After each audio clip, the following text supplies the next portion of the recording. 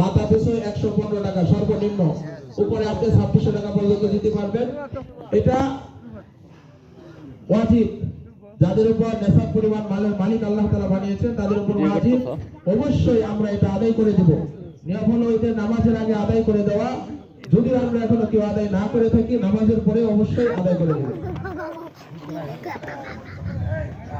আর জি, নামাজ শুরু হওয়ার পূর্বে একজন হয়তো এখানে কথা বলবেন, তো নামাজের নিয়মটা আমি একটু বলে দিচ্ছি, আপনারা সকলে একটু শুনেন।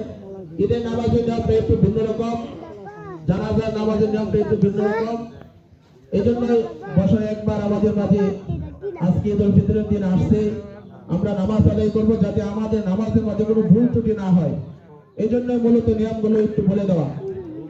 আমরা যখন নামাজের কাতারবন্দি হয়ে যাব, নামাজের নিয়ত করব, 2 রাকাত নামাজ, এটা আমরা সকলেই জানি ওয়াজিব নামাজের নিয়ত করব।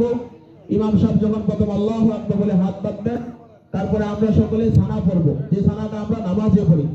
এই সানা পড়ার পরে অতিরিক্ত আরো 3টা তাকবীর হবে, উচ্চ স্বরে 3টা তাকবীর হবে। 3 তাকবীরের সময় আমরা হাত উঠিয়ে ছেড়ে দেব, আল্লাহু আকবার, আল্লাহু আকবার, আল্লাহু আকবার, এরকম ভাবে হাত উঠিয়ে ছেড়ে দেব। তারপরে আমরা হাত বাঁধবো, তখন ইমাম সাহেব সূরা ফাতিহা তেলাওয়াত করবেন, অন্য কোরআন শরীফের কিছু অংশ তেলাওয়াত করবেন। তারপরে আমরা আল্লাহু আকবার বলে রুকুতে যাব। এভাবে প্রথম রাকাত শেষ করব। দ্বিতীয় রাকাতে যখন আমরা দাঁড়াবো, তখন প্রথমেই ইমাম সাহেব সূরা ফাতিহা তেলাওয়াত করবেন, অন্য সূরা তেলাওয়াত করবেন। তারপরে যে রুকুতে যাওয়ার আগে, শেষ করার পরে রুকুতে যাওয়ার আগে আরো 3টা তাকবীর হবে, আল্লাহু আকবার, আল্লাহু আকবার, তোমার জায়গায় এটা সব আল্লাহু আকবার। এভাবে 3টা তাকবীরের সময় হাত উঠিয়ে ছেড়ে দেব। চতুর্থ তাকবীর বলে আমরা রুকুতে যাব।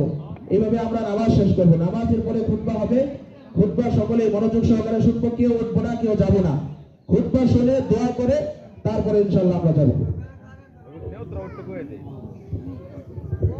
জি, ঈদুল ফিতরের 2 রাকাত ওয়াজিব নামাজ এই ইমামের পিছনে আদায় করতেছি, আল্লাহু আকবার। এভাবে আমরা নিয়ত করব, ঈদুল ফিতরের 2 রাকাত ওয়াজিব নামাজ এই ইমামের পিছনে আদায় করতেছি, আল্লাহু আকবার। বাবা কাল কাল ফজুরাঙ্গো এনো কইছিনা হ্যাঁ।